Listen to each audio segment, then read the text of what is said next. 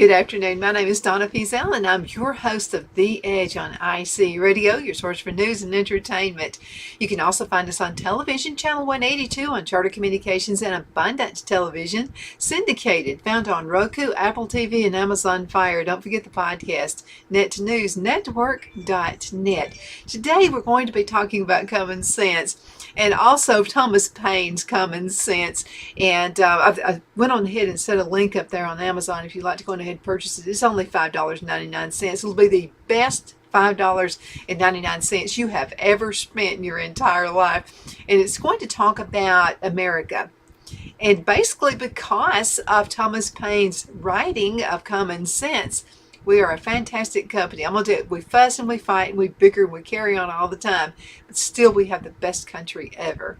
And we'd like to see a little more common sense. We're going to be talking about that in just a few minutes.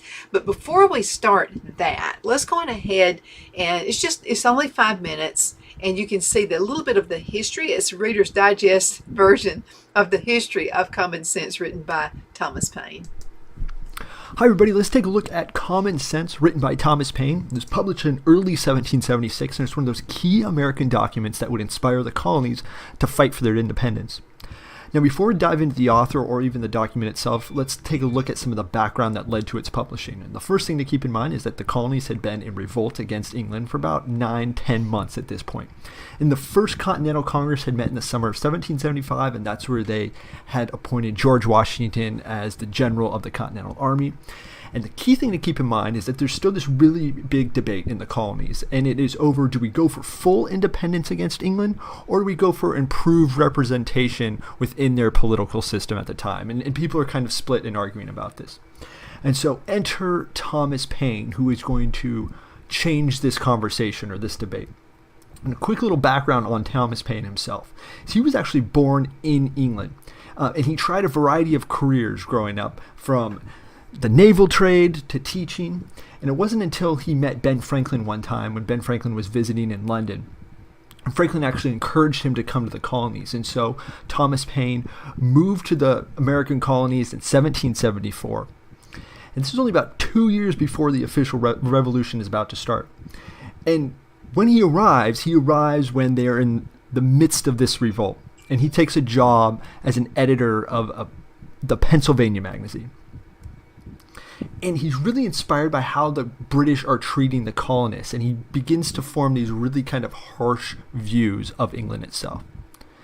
And so in early 1776, he's convinced he needs to write this, and he writes Common Sense. And when he publishes it, he actually hides his name from the publication. And his overall thesis in Common Sense is that the colonies needed independence, not improved representation from the British government. And also, this idea of a king as a leader, that's ridiculous. Rulers should be chosen by the people, and it shouldn't be hereditary. Common Sense is only 80 pages long, and it's actually kind of considered a pamphlet. And Thomas Paine broke it into 4 different sections. And the first section was called Origin and Design of Government. And here he makes the case that elections are the right thing for all governments, because they represent the people. In the second section, it's titled Of Monarchy and Succession. And here's where he makes that argument that hereditary kings are not the way to go for governments.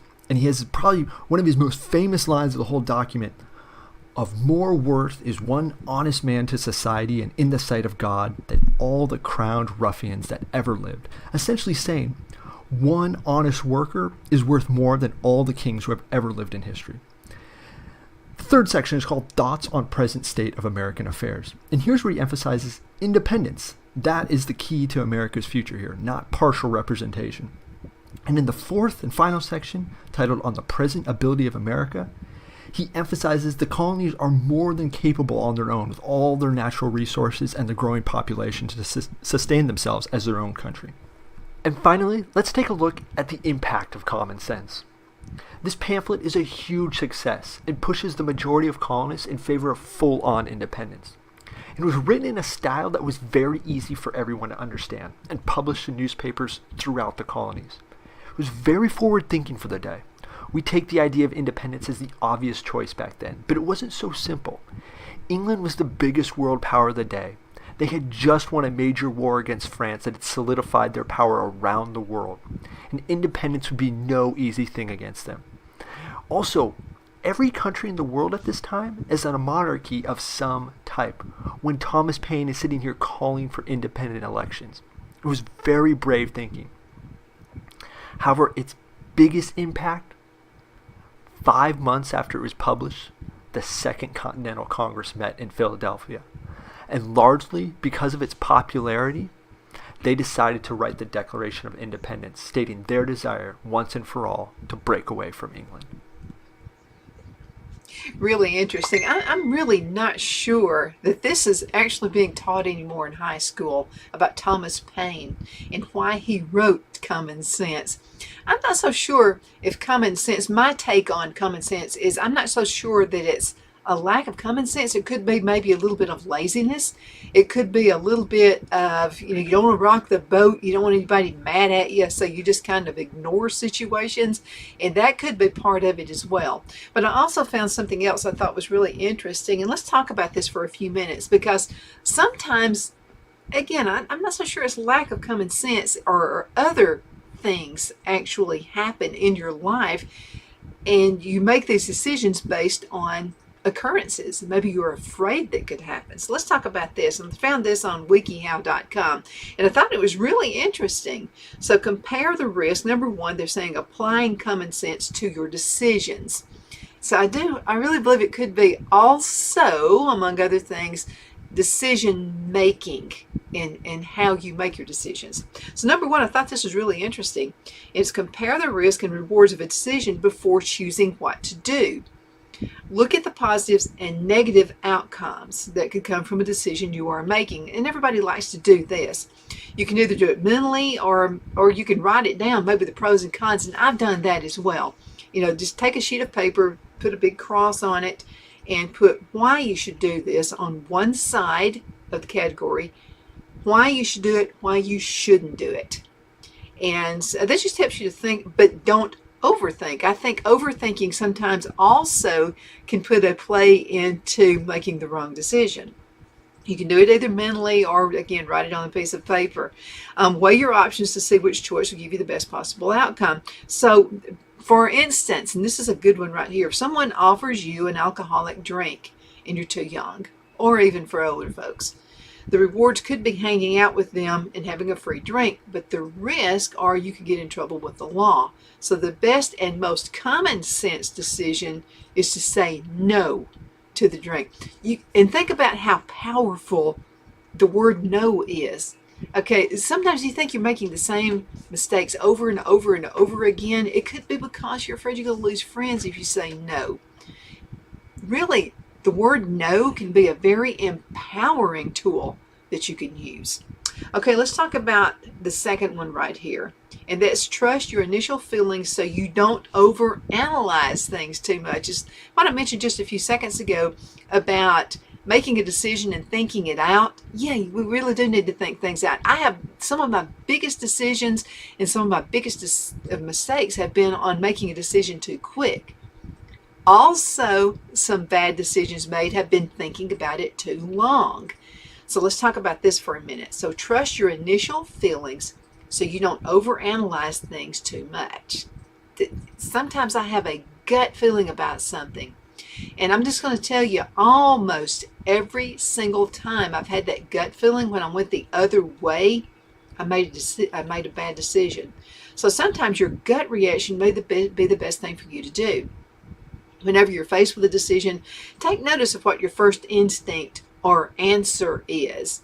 Think about what good or bad consequences could come out of that decision. And if the decision seems like the best one, then go on ahead and make it. For example, if someone offers you an alcoholic drink and you are underage, your first thought is that usually you shouldn't drink because you'll get in trouble if you get caught. Now, here's a warning. This doesn't mean you should make impulsive decisions. Like I told you about before, mistakes have been making impulsive ones on my end. Also, mistakes have been taking too long to make the decision. So still, take some time to consider what negative outcomes may occur because of the decision that you're making. Now, this is basically talking to young folks, but now us older folks can go with some of this as well. Now, this is another one. Let's say, look at your situation from another perspective to think about it more clearly. Okay, you may notice that it seems easier to give advice to a friend than it is to tell yourself the same thing. So when you're faced with a tough decision, mentally take a step back and pretend you're watching someone else in that situation. Think about what you would tell them based on what's the smartest or the best decision to them. Now, if the decision is something you wouldn't tell a friend to do, then you shouldn't make this decision either. For example, let's say you found a jacket at school or anywhere. It isn't yours, but you want to keep it. Think about what you would tell a friend if they found the jacket. You would most likely tell them to return it to the lost and found. So maybe you should make that same decision. So again, take yourself out of the application. And again, think about how it would be if you were giving the advice to somebody else. Now, this is a good one. Ask someone you trust for feedback if you aren't sure about your decision. Now, find someone successful. Okay, so let's say someone has sent you a message on Instant Messenger, and they're telling you the most beautiful, the most handsome person they've ever seen, and all this kind of stuff, and they're trying to start a relationship with you. My first thought would be, how many other people are you saying this to? Going ahead and get rid of that person as quick as you can. Hit delete, and you can also report them to Facebook. That's not wise. Okay, they're telling you what you want to hear. And think about the person who's constantly telling you what you want to hear. Is that going to be in your best interest, or are they just trying to not speak the truth about things? Okay, and you need to also compliment people when it's warranted, but be careful. Number 4, so ask someone you trust for feedback. It's okay if you don't know what to do if you're faced with a tough decision. Reach out to a parent, guardian, guidance counselor, or a friend you trust. That's the key word, a friend you trust, and tell them the situation you're facing. Now, talk through your possible decisions with them so that you can get their input, so they may have more life experiences and could have faced a similar choice at some point. For example, you can ask, Mom, I'm having trouble knowing what the right decision to make. Could we talk about it? Now, if your mom makes bad mistakes all the time, maybe you could make your decision based on what not to do. And this pertains to your friends as well. Only get feedback from people who are a good influence on you, since someone who makes poor decisions may not give feedback that makes good common sense. Gather feedback from peers you hold in high regards. That could be bosses, it could be other people, maybe teachers, maybe your pastor, who makes good decisions as well. Let's go ahead and go into a commercial break. We're going to be right back in just a few minutes. We're talking common sense here. The Hatter Cafe and Country Inn is nestled in the northeast corner of Alabama the Beautiful in the delightful town of Mentone. We're located on top of scenic Lookout Mountain near Little River and DeSoto State Park and located only 5 minutes from shopping and restaurants. There is also a nearby community walking path and golf course. We welcome everyone through the doors, and we are committed to outstanding service for all guests. At the Hatter Cafe and Country Inn, we invite people from all walks of life to come and get away from it all, enjoy the open spaces, treetop views, fresh, clean air, and experience Southern hospitality at its finest. We look forward to hosting you. To reserve a special event, or if you would love a special getaway at the Country Inn, you can call us at 256-634-2018.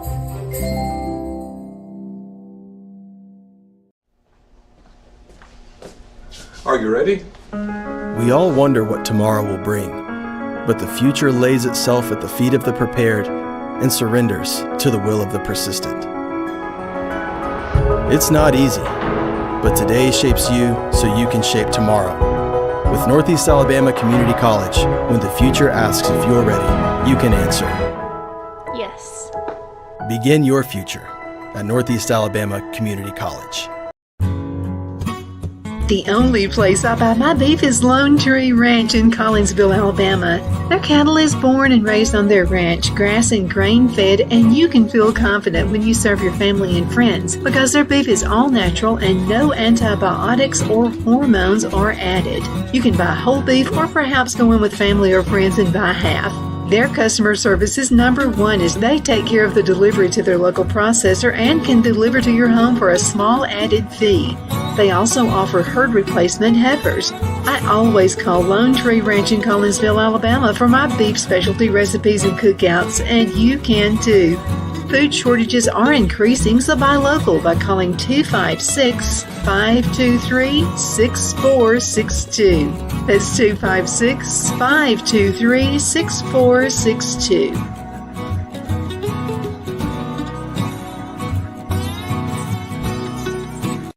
Wow, it's so soft and smooth. It's cool to the touch. How did you do that?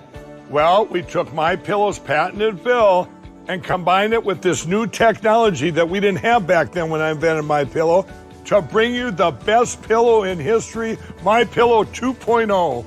Because of all of you, MyPillow 2.0 has been a huge success, and now we're bringing you our best-selling Go Anywhere MyPillows with the same temperature-regulating technology.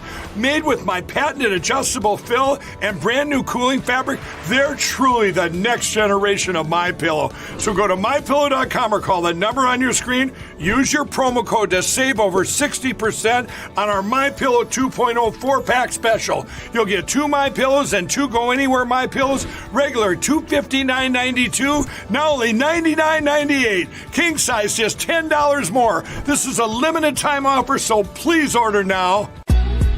Donna's Designs offers a line of handmade memorial, wedding, and keepsake jewelry that launched back in 1970.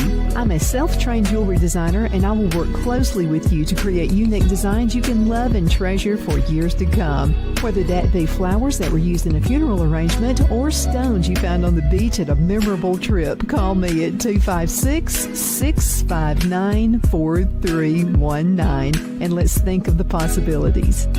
Okay, we are back. My name is Donna, and I am your host of The Edge on IC Radio, your source for news and entertainment. You can also find us on television, channel 182, on Charter Communications and Abundance Television, which is found on Roku, Apple TV, and Amazon Fire. And don't forget the podcast, netnewsnetwork.net. We've been talking about common sense, and I encourage you, and read this with your children, the book Common Sense, written by Thomas Paine. You may be able to find it if you'll Google it. You may be able to just type in Thomas Paine's Common Sense, free PDF. You might find it that way, but I will tell you, you can find it also on Amazon using the link I have right up there. It's on sale for only $5.99, and that also includes shipping, so that's a very, very good deal. You need to sit around with your kids or maybe your friends and read this. It's a very short read, just a few pages, and but there's a lot of impact on why Thomas Paine wrote Common Sense. And I think we need to be thinking about that right now as well, because some things are being decided in our country. We can take our country back, okay? We vote folks in, so that's just another little reason I think you need to read Common Sense. Whatever side you're on, it doesn't matter. Read the book, Thomas Paine's Common Sense. Okay, now number 5, which is right here, in applying common sense to your decisions, realize that it's okay to make the wrong decision every now and then. Just don't beat yourself over the head about it. I know I'm a fine one to say that, but that is true. Don't beat yourself up. If you have learned from your mistakes, man, I mean, there's no better classroom teaching in the world than making a mistake and learning from it. Everybody makes mistakes and decisions they regret, and everybody does regret some decisions, but that doesn't mean all is lost. If you recognize that you made a poor decision, reflect on it. Recognize what choice you should have made for the best outcome. Now, if you ever have a similar decision in the future, make the better choice rather than the one you made the last time. And I have to tell you this, when I have made a decision based on emotion, it's always the wrong decision. You've got to use common sense. And again, we talked about that still small voice sometimes when you're making a decision that you can hear. It's going on in your mind. listen to that voice. Okay, every time I've listened to that voice and made my decision based on that, it's been the right decision. So again, taking myself out of the equation, pretending somebody else, I'm helping them with this decision, is always going to be the way to go. Now let's talk about the writer here. It's wikihow.com. For example, they're saying, if you chose to wear sneakers to the beach and you got sand in your shoes, next time you could go to the beach wearing flip-flops instead. By reflecting on your actions and becoming more self-aware, you'll start making better decisions and develop your common sense. Understanding yourself is the best way to foretell reactions or results. You can learn just as much from watching somebody make poor decisions as you can from making them watch great ones. Absolutely you can. Think about that. I mean, just think about what you can learn from that. Okay, and because I've heard a lot of folks say, you know something, I'm not going to listen to her because she's like made the same, she keeps getting like the wrong husbands, you know, and she's had several divorces. You can learn something from that. You can. So do that. Okay, now let's talk about method 2. And method 2 is actually practicing common sense. Practicing it. Okay. Number 1, don't do things that you know are bad for you. People with common sense make decisions based on what will provide the best, most positive outcome. If there are things that you know are bad for you, such as smoking, think of secondhand smoke. I have asthma because of somebody's secondhand smoke, not Phil, somebody I used to work for. Or driving while under the influence. Don't do them, since they can make some negative effects on your life. Consider the pros and cons of each option so you can make the best possible decision. That's good common sense. For example, common sense should tell you that buying something you can't afford would be a bad decision to make, since it will put you in a financial bind later on. You walk by and you see that handbag, and that handbag is a Louis Vuitton bag, and the regular price on it is $1,000, but you see it in the store for $500. I'm still not going to buy it for $500. I mean, that's up to you. If you got the money, go for it. But if you don't have the money, or you have kids and you're saving money for their college so they're not in debt later on, don't buy the handbag. Just don't. And this is something else. Both my granddads taught me this a long time ago. They said, when you're thinking about spending money on something that costs a lot, what you need to do, don't let any salesman, don't let anybody say, you better hurry up and do it now. There's only one left. Walk away from it. Dream on it. Think about it. Sleep on it overnight. See if you still want it. If you still want it, go on ahead and call them and say, okay, I want it. But you need to think on it. Sleep on it overnight. That's one of the best decisions ever right there that I've made. Okay, be more observant of your surroundings. Stay aware of surroundings at all time and pay attention to how people react around you to specific actions. Use your common sense to make decisions based on what's happening around you. For example, if you need to cross the street, wait until there aren't cars going by so you're safe, okay? So watch people's faces. This is another thing you can do. I watch body language. That's why when I'm talking to somebody, I like face-to-face contact. I really do, because I can read into what they're really thinking. So watch people's faces and body language while you're around them so you can see how they're reacting to you. For example, if they aren't making eye contact with you, or they're leaning away from you, common sense tells you this is the end of the conversation, because they're simply not interested. So don't keep on talking, okay? No biggie. Okay, number 3, pick options that are the most practical in the situation. So when you're faced with a decision, take into consideration the pros and the cons of each choice to determine which is the most practical. So think the options through before you react so you can make the best choice going forward. Use your best judgment to make your decision so you're less likely to deal with negative repercussions. For example, if you're deciding between cooking or ordering food, the most practical option may be to cook. Since you have food at home, you won't have to spend more money, especially in this day and time with restaurants. A lot of them are shorthanded. You're going to spend more time when I can just have it whipped up and done. Okay, that's how I make a lot of my decisions. Now, do we have some fantastic restaurants? Do I like to go out to eat? Yeah, I do.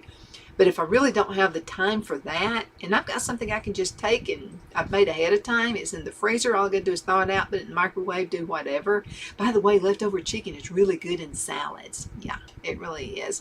And I have to tell you what we did over the holiday, over Independence Day, 4th of July. We cooked out a whole bunch of hamburgers, like 4 pounds of hamburgers, and also some hot dogs. And so what I've done, I went on ahead and we made them all up. Did we eat all that? No, we did not eat all that in one setting. So what I've done, or what I'm going to do after today, I'm going to go ahead and put those in the freezer, and I'm going to freeze them first. And I'm going to put them in a freezer bag, and I'm going to tighten up that bag, make sure there's no air in it. And then what will happen is next week sometime, for the next few weeks, we decide we want to cook that hamburger. Instead of firing up the grill, all I got to do is take a couple of burgers out of that bag, and then we're going to have some burgers. Now, it's best to do it overnight, okay? This is coming from somebody who's done things the wrong way. Take it out of the bag overnight, then you don't have to put it so into the microwave and it won't overdo it. Number 4, think before you speak. Oh my God. This is like one right here that I have to live by this one. So you don't say something you regret. Another thing from my granddads, both of them said this. They said, let's say you get into it with your spouse, okay? And instead of heated argument, that kind of thing, and you're thinking something you want to say just because you want to overdo them, count 100 backwards, then say it if you feel like it needs to be said. You really need to step away from the situation, because I'm telling you guys, us women never forget what you say. We are like elephants in that regard. Okay, you say something to us, we're going to remember it for life. And I've met a lot of guys are that way too now. It's not just us women. So think. Count 100 backwards before you say it. Before you say anything that could be offensive or hurtful, consider how it would feel if someone said the same thing to you. If it's something that doesn't make you feel good, common sense should be to say something else that isn't hurtful, or like my granddad said, count 100 backwards. Both of them said that. This also includes sending text, emails, or letters, because I'm going to tell you what, when you get that email, you can't bring it back. It's done. Read over what you wrote to make sure it comes across clearly, so it's not taken a different way. Okay, number 5, accept that there are some things you can't change. That's just how it is. Got a situation with a family member. She's never going to change her mind. It's just the way it is. I can't do anything about it. Common sense should tell you that some events happen, you can't change the outcome, but they shouldn't have a negative impact on your life. You need to learn to embrace the outcome by searching for the positives that comes out of the event, so you can see the bright side and pursue the best path. Sometimes it's just meant for you not to go to a family get-together. It's just meant. For example, you may feel bad that you did poorly on a test, but you may recognize that there are more tests you'll take during class, so you'll have more time to improve. Prepare and study for the next test so you can do better. Absolutely. I hope this has helped. Make sure you get that book right there, Thomas Paine's Common Sense. Also, you might be able to search for it and find it in PDF form for free. In either regard, $5.99 is not a lot to spend on something that's really going to help you out. Go ahead and click that link and find it. Again, thank you so much for watching The Edge. My name is Donna Fiesel, and I'm your host. You can find it on television, channel 182 on Charter Communications, and Abundance Television, which is found on Roku, Apple TV, and Amazon Fire. Make sure you check out the podcast, netnewsnetwork.net. Again, thank you so much for watching, and I would love to hear from you. You can send an email to Donna at donnasedge.com. Donna at donnasedge.com. Thank you again so much for watching.